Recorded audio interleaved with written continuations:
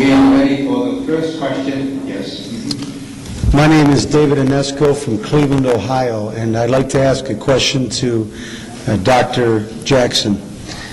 Dr. Jackson, I was unsure if I understood your views on the coins, whether or not you thought that they were there or whether or not you weren't sure if the inscriptions were as clear as others had thought them to be. Could you clarify that, please? I wasn't speaking of the clarity. I can see very well what the inscriptions are that are being tried to be correlated. This actually started with the late Francis Files, Reverend Francis Files, who was looking for inscriptions, and he put a lot of work into that.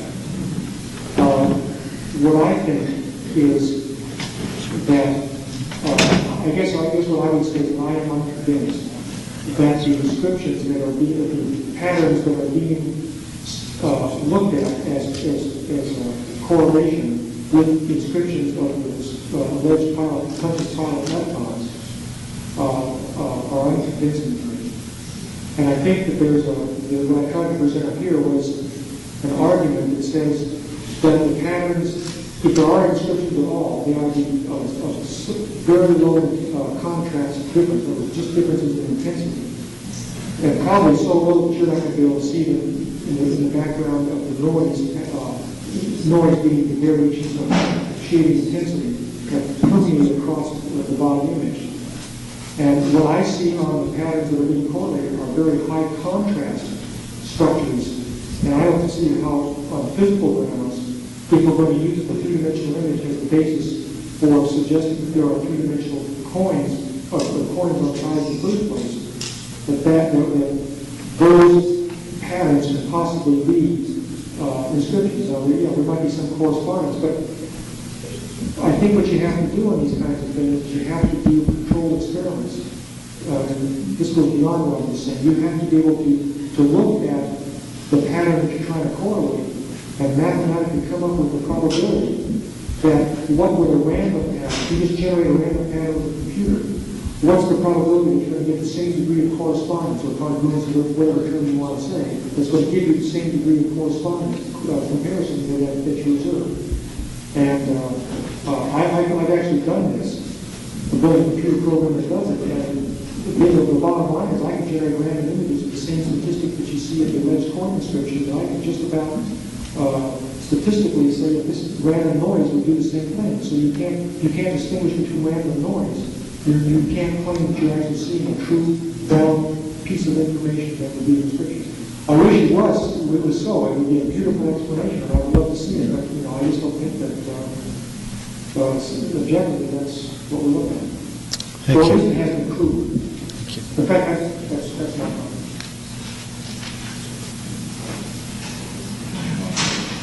My name is Kevin Moran. I'm from Belmont, North Carolina, and I'd like to ask Brother, as a guest from France, I would like to hear his synopsis of how the shroud got to France. Does he have a synopsis that he could give us, since he is the closest to the place where the actual history occurred? Comment est-ce que je pense que le Suède est arrivé en France? He thinks that the shroud arrived in France. Je vais avancer une hypothèse, mais je n'ai pas encore les moyens de la prouver. He has a hypothesis which he has not yet proved. Je pense que le Saint-Suaire est arrivé en France par la famille de Charny. He thinks that the shroud arrived in France through the family of Charny. Et les accointances de cette famille de Charny avec la Morée, c'est-à-dire avec l'Empire latin, avec la partie grecque de l'Empire latin, with the Greek part of the Latin Empire, qui a succédé à l'Empire de Constantinople après le sac de Constantinople, which succeeded the Constantinople Empire after the downfall of that empire. Il paraît à peu près assuré que le Saint-Suaire est passé par la Grèce it seems almost sure that the shroud passed through Greece. Dans les années qui ont immédiatement succédé au sac de Constantinople, in the years immediately following the sack of Constantinople, c'est-à-dire entre 1205 et 1210, between 1235 and 1236, et après, Between 1205 Oui. 1207. 1205, 1206, c'est ça. 1205, 1210, 1235, 1236. Après, nous ne savons pas. Nous ne savons pas. C'est une affaire de famille. It's a family affair. Et il faut chercher dans les archives de famille. Here we have to study in the archives of that family, Et nous n'avons pas de documents. and we have no documents. Nous savons cependant We know, however, que les reliques that the qui ont relics été pillées à Constantinople that were pillaged in Constantinople sont toutes parties pour la France. all arrived in France Au cours du XIIIe siècle. during the 13th century. Et que certaines étaient bien répertoriées, Étaient bien certaines étaient bien attribuées and officiellement many were well attributed or documented à certains propriétaires, to certain Et- owners, d'autres non. and others were not. Et celles qui n'avaient pas été officiellement attribuées And those that were not attributed to a specific person sont entourées d'un mystère are surrounded with mystery, bien compréhensible. very understandable. Et le Saint-Suaire est certainement dans ce cas. And the shroud was certainly among them. C'est la raison du silence des archives et des documents connus jusqu'à ce jour. It is the reason why silence from the archives known to this present time. Voilà. Une réponse assez facile. Yes.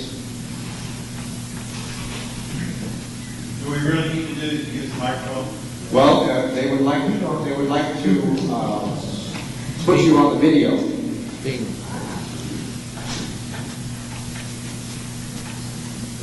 Before I ask a question, I just want to convey Dorothy Crispino's regret that she couldn't attend the session. I think you all know her.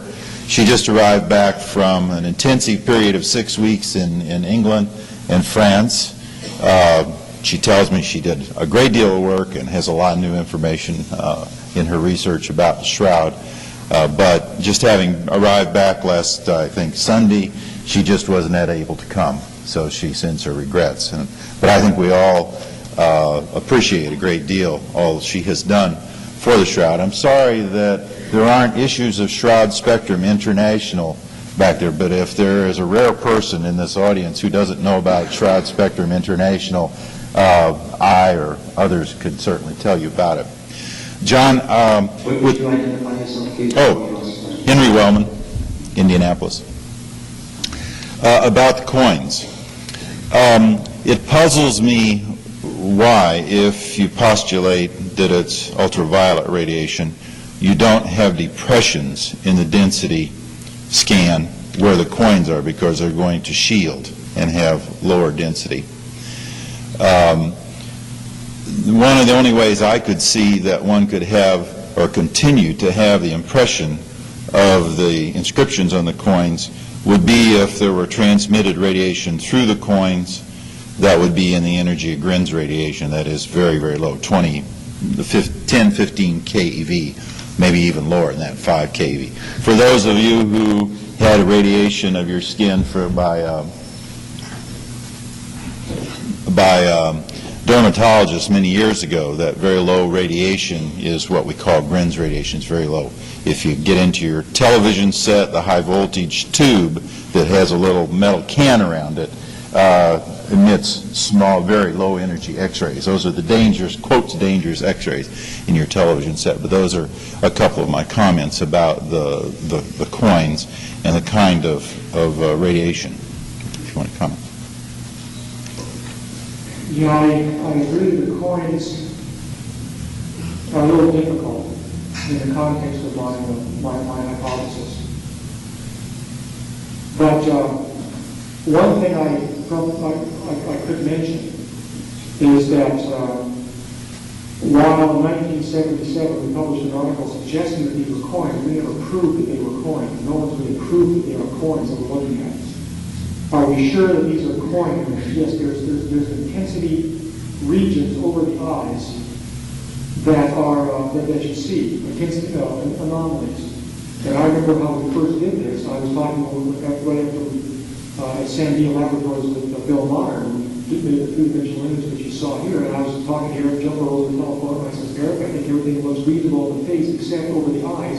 It looks like there are button-like objects laying there, over there. And that's how the coin thing came into existence. But given that I'm impressed with the idea of the hands. I didn't really talk about that here, but the hands have the, and I'm convinced of this, that we're looking at the internal bones of the hands being imaged onto the shroud. If you're seeing internal structure that's getting onto the shroud image in certain areas, we can't be sure, and I'm not so sure, but maybe we ought not rethink this coin thing, and maybe you're not looking at coins at all. Maybe we're looking at maybe eyes inside. See, what happens is that when the cloth, under this hypothesis, falls into the body, if the internal structures, say bone and tissue, have the same stimulus to create the image on the cloth, then you won't see any difference. All you'll see is surface information. But if there's a difference between the internal structures like bone or tissue, then you can get a convolution of the tissue and skeletal regions, for example. And that, I think, is consistent with the idea of seeing finger bones and also the thumb. The cloth just goes through that area, and you can pick up the internal structure, and then store the internal structure in the hand region, but maybe also in the eye region, too. Possibly. I'm just suggesting that. I'm not saying that it's demonstrated one way or the other, but that's a thought that comes to mind. But then the other way is that maybe the coins are part of, there are coins, are part of this, whatever mechanism that causes it. You're sort of seeing hair, you're seeing tissue, the face, and I think you're seeing bone. These are different materials. Perhaps coins are involved in this thing too, if they're coins, but I'm not sure. And I'd like to be careful here, we don't face the question. There's just no ways to think about the shroud, and I think it's neat that we can think about it differently. So we have 2-3 questions. Well, Brother Bruno has a question, and then we'll go to Al Greisbach, and then on to Je vais poser une question au docteur Denker. Est-ce que je crois vous avoir bien écouté ce matin? He would like to ask Dr. Denegar a question after listening to your presentation this morning. Ma question est, qui sont les iconoclastes? His question is, who are the iconoclasts?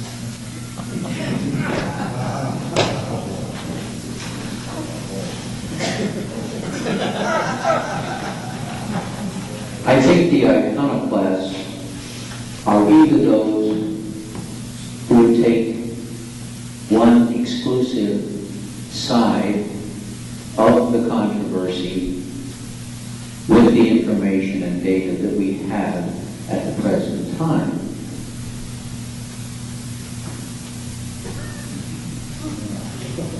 Ça suffit? Very well.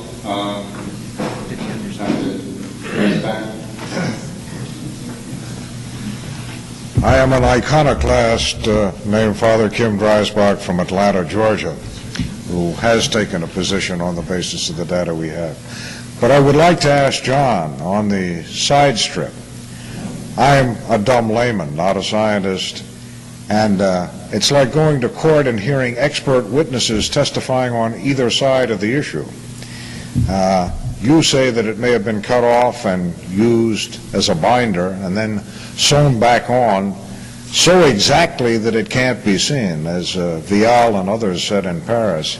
And yet I understand other members of STURP, Moturn and Schwalbe in particular, studied the x-rays that Moturn took and say the threads continue right through the selvage and there is no side strip. It's all part of one piece of the cloth, and the salvage has been added at a little later time. Could you answer that? Well, I'm a dumb scientist too, so maybe it makes two of us. The analysis of the X-rays is superseded by the investigation in 1988. I had the privilege of talking with Ganella and Luigi in Turin a little over a year ago, and I saw many slides that were taken at that particular time. And when they cut the sample for the carbon-14, they had to cut through the part of the cloth and then cut across this side strip. And so that was an excellent opportunity to see the nature of that structure. And the side strip actually was, when you cut it, just pulls apart. So it was detached. It had been cut off of the shroud, but then it was sewn back on. Did I miss your question? No. Sounds like I missed the question. Without debating what you saw, and I also have a prejudice on the technical competence with the way those tests were handled in '88, I do not doubt that maybe what you saw on the side strip was sewn on. But as I understand it, one of the great debates, and certainly Dr. Reyes raised the problem in Paris, is where they cut, is that part of the original cloth, or is there still a possibility that the very sample they gave them, saying nothing about the date that was gotten, may be part of a patch or a reweave, as even some members of STURP think at the moment. So that what you see is not necessarily what is the main body of the shroud, where there appears to be a difference. Well, now remember, there's two different issues here. The issue of whether the side strip was originally part of the cloth and reattached still allows the possibility that there could be a reweave in that area. Because where the sample for carbon-14 was taken next to a rectangular area that has been cut away from the side strip. So the two ideas are not incompatible with one another. Okay, so yeah, it's possible. It's possible. I mean, it was a terrible area to take a sample from. Let's face it. You just grab it right from the side there where there's obviously been handling, and there's been stitching that have been going on there. The cloth has got that area, one of the brownest areas that has not been patched. I mean, the sample area was brown.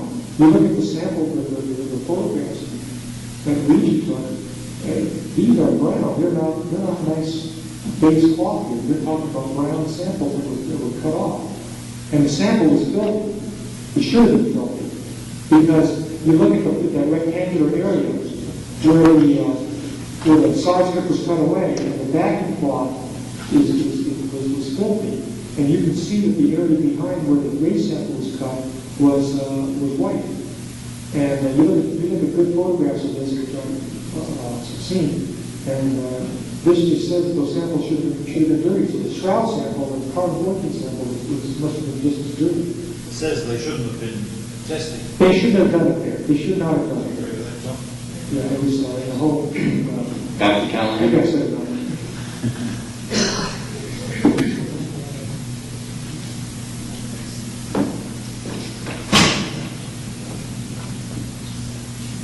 I'm Phil Callahan from Gainesville, Florida. I'd like to ask John, first of all, I'd like to make a comment on the coin. Whether it's the eye or the coin, still has to be proven. As far as the eye is concerned, it could well be the eye because you have a boundary layer difference between the lens and the cornea of the eye, and in solid-state physics that gets into other things. It could well be a coin. Many people think that was an ancient custom. I was dumped off to Ireland by myself at a secret radio station where there's no electricity and thatched roof huts and fireplaces and things called wakes, in which they didn't embalm the body. They laid it out. We all told stories and drank a few Guinnesses and buried the body the next day. And invariably, they had coins placed over the eye to keep the lids closed. This is 1943, I might add. You see how old I am. The question, that was just a comment. The question I want to ask John was there's plenty of ultraviolet light in the universe, including at night during the hour of the wolf, which astronomers hate because it fogs their film. And that's about 3 to 4 o'clock in the morning. And, of course, there's plenty during the daylight. Most of it, which gets to Earth, is 3,600 angstroms in the black light. Were you postulating ultraviolet inside of a tomb where there would not likely to be any ultraviolet unless there's some mechanism we don't know of? Or were you postulating that the shroud was taken out and this 3,600 angstrom black light from the sky developed it later? What I'm suggesting is we're trying to get something that's going to cause the image the discoloration of the cloth that are going to give us the image patterns that we see. I mean, when I make the jump and say this is a cloth going through a body, we're obviously talking about something radical. In other words, you're just postulating ultraviolet without saying where. You've got to postulate something because Yeah. the image exists. Okay, I just wanted to, but you're not saying where it came from at all. The cloth going through the body gets you the layout of the image on the shroud. Mhm. But you have to get that chemistry that occurs. And I've argued this on the basis of physics that you have to get a surface image. And I think the only way I can get that in the context of my theory is for there to be radiation that's absorbed very strongly in air, giving the high resolution that you see on the image as well. The only wavelengths that will do that are the vacuum ultraviolet or going into the soft X-ray region. That's the only part of the paraelectromagnetic spectrum that is absorbed that strongly in air. The idea of ultraviolet gets you something else. It creates image discolorations without invoking any extraneous chemicals onto the cloth. And that's, of course, consistent with what has been observed and understood by Dowler and Heller, that there are no extraneous chemicals associated with the body image. So what I'm talking about here is a suggested photolytic alteration of the cellulose, or stimulation of the cellulose, followed by thermal aging at room temperature for however long it takes to bring the image patterns on the shroud to visibility that we can see and analyze today. You know, I'd agree with you wholeheartedly, except tomorrow I think I can point out you may be in the wrong part of the spectrum. Let us have two more questions. Pardon? Why do you say that? Because there is another part of the spectrum which the atmosphere absorbs considerably because it also emits at that rate, and you can't have You emit. got to do this over millimeters. Huh? You got to do this over millimeter distances. What wavelength are you talking about? I'm talking about in the radio region. I can show you tomorrow. Radio waves at millimeter distances? No. I'm talking about radio waves that would create, and let's get together and do this because it gets too technical. We're talking solids. We'll have another question. Yeah, we could stay up all night, but let's get together. One more question here, and then we'll go to this gentleman there.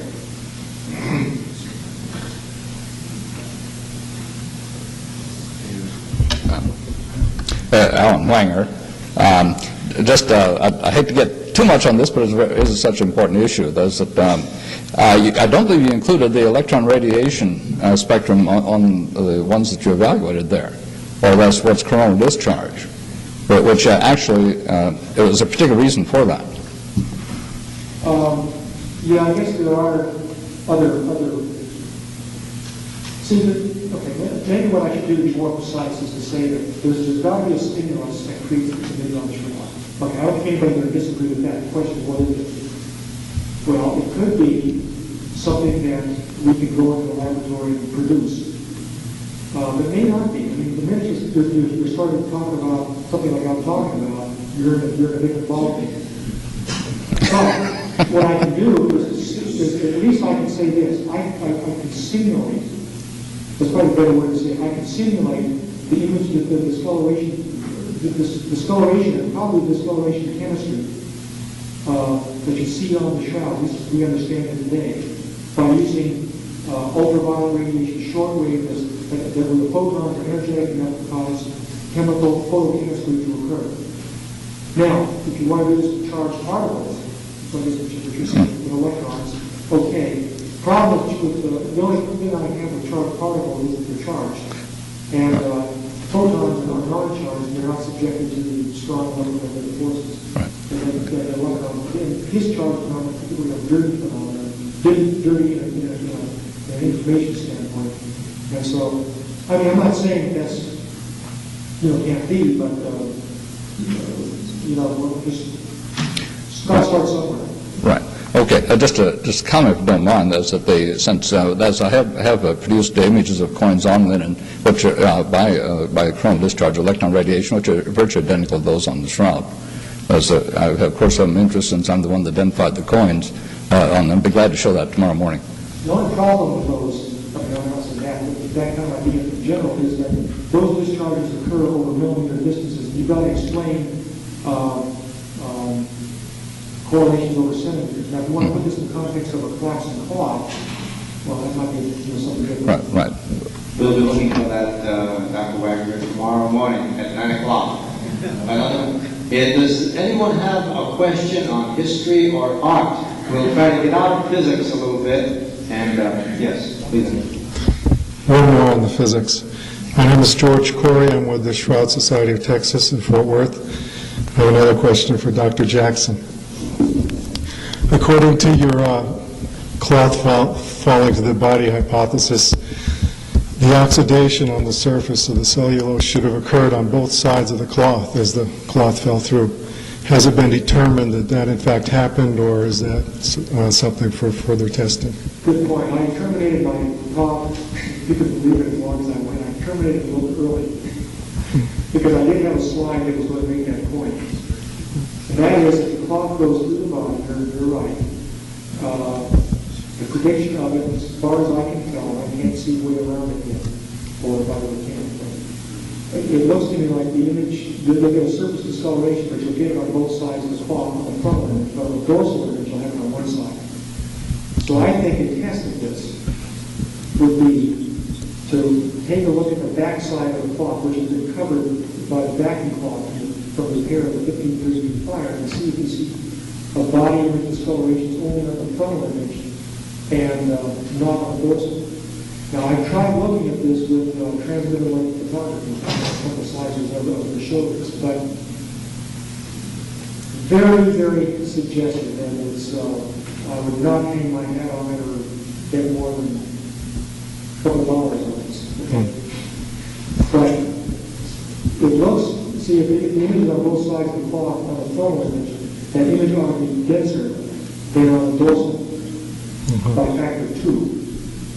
And I think in the transmitted light, I can see the frontal image in transmitted light better than I can on the dorsal. I can't see it all on the dorsal. So that's suggestive that maybe that might be what's going on here. But I think we have, that's a test, I think we need to go into turn, look at the shroud, and see if that's indeed the case. Very good. There seems to be a great need for resurrection physics and for physical theology, and maybe that's going to be a new branch. We have one gentleman there, and then we'll go to Monsignor from the Philippines, and that will be the last question.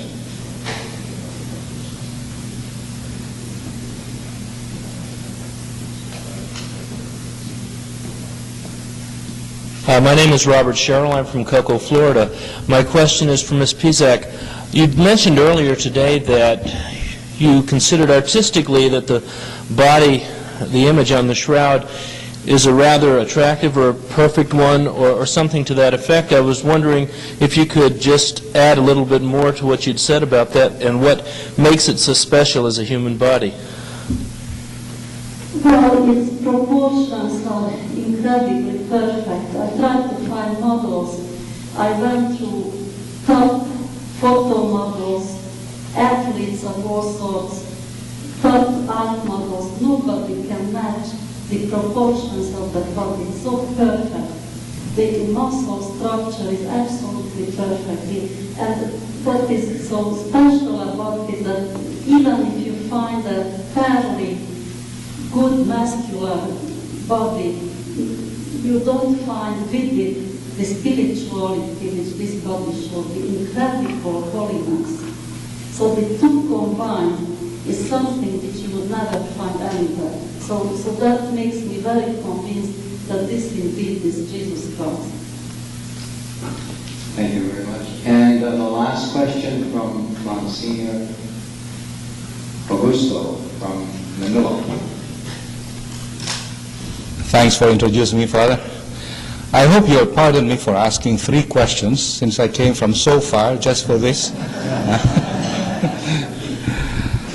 My first question is to Brother Bruno. If I understand it right, the document that is attributed to Bishop Darcy, Pierre Darcy, is unsigned, is undated, is unsealed.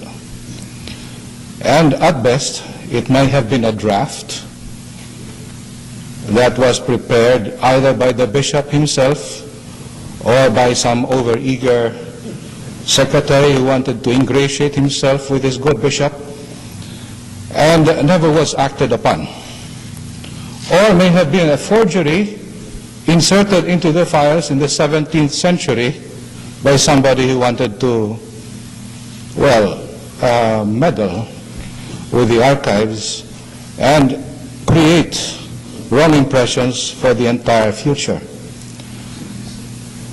I would like to ask whether Brother Bruno has compared the handwriting of this document with other documents of the similar period of either 1300 and was it 56 or the 17th century when that librarian scooped it out of the files and used it as the basis for saying that indeed a bishop had labeled the whole shroud thing as a fake, as a fraud. L'écriture est du XIVe siècle. L'écriture is writing in the 14th century. It's for the 14th century. Oui, it is a 14th century writing. Le document lui-même, dont vous avez vu la diapositive, the document that we saw projected on the screen, est du XIVe siècle. Ça is of the 14th century. I see. Mais j'ai dit que ce document était attribué à Pierre Darcy, that document was attributed to Pierre Darcy, par un auteur postérieur, by an author who came after. Mais nous ne savons rien d'autre, aucun témoignage contemporain, but we know nothing else from any other witness, ne nous assure, to assure us, de l'origine, of the origin, de ce document, of that document. I see. Thank you very much. Thank you very much. My second question, if you don't mind. Oh, you have another question? Yes. Straddles the field of theology and science. I had heard, Dr. Jackson in 1978 with Dr. Jumper came up with this theory of, at that time they were talking of vaporography, about blood stain contamination and so forth, and they came up with a very radical theory on something that appeared to be a blast from the body itself that impinged the image upon the cloth.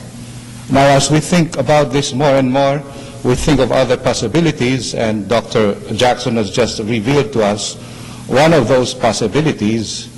And in correlation with the talk of Dr. Meshack on theistic theology, and the correlation between religion and science, I would like to ask your opinion on a certain theory which I heard propounded. In fact, I did talk about it myself personally, that in the universe, I think the formula is that all mass equals all energy. Isn't it so? E equals IR? MC squared, yeah, something. E equals MC squared. And that Big Bang really consisted in, pure matter bursting out and sending all of these constellations and Milky Ways all around the universe at great speeds, and as they slow down, they'll finally come back to the original black star and extinguish themselves. At least that's the theory that was going on. Now, I heard this theory that in the case of Jesus Christ, there was anticipation, and that his material body converted into pure energy, and that is why it disappeared from that burial cloth. And so if it did, then it would very well support the theory propounded by Dr. Jackson right now, that the cloth just fell flat after a while. But it would not jive very well with the theory of Dr. Meshack, who said that it still will be a body, but in a way affected, or if you might say, influenced by the subtlety, by the other characteristics of the soul. It would still be a material body. The question of a material body passing through another material substance like cloth becomes tenable if it is indeed, if it has that subtlety and the other characteristics, impossibility, etc., that Thomas told us about. But if it would be reduced to pure energy, how would that sound to you?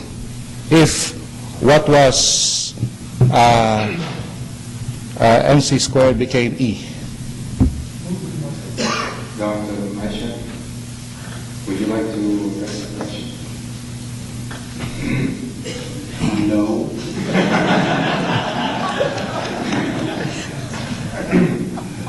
I will speak for Aquinas. For Thomas Aquinas, it is very important that the resurrected Christ continue to manifest the fullness of human nature as a faith testimony. He says very clearly that is why he believes, Thomas believes, that Christ rose with the wound still apparent. That as a faith testimony for his disciples, that this was necessary. And so, in his theology, it is not fitting or appropriate that the body of Christ become totally spiritual, because then it would no longer be truly human. So the enigma there is to reconcile a Christ who is fully and truly human, rising as a glorified being. Thus he uses the qualities of a glorified body to explain it. Thank you very much. E equals MC squared in an explanation. My third question, Father, is, and a request to Dr. Jackson, could you kindly do a 3D also on the posterior of the Christ, or of the man in the shroud? Thank you. I haven't given an answer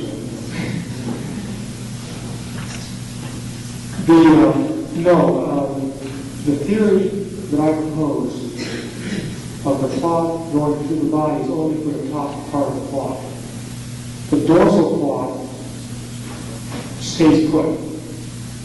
And the 3D-ness of the image, that is the correlation of intensity with distance, comes about, in my theory, because of the movement of the cloth through the body.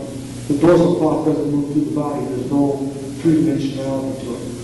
The dorsal image, in my theory, looks like a direct contact image. So when the body touches the cloth hard, that's where you have image. But where the cloth body sort of lifts away from the cloth, you have no image. And I think that's what you see in the dorsal image. So the answer would be no. Not for the dorsal. Have you tried? Pardon me? Have you tried? Well, we tried to make three-dimensional images of the dorsal image, but that was a long time ago. Just looking at the intensity structure of it, it's going to come out splotchy, just where the contact regions occur. So you know the result before you try. So you really have to try it. We'd like to thank Dr. Zaitchak and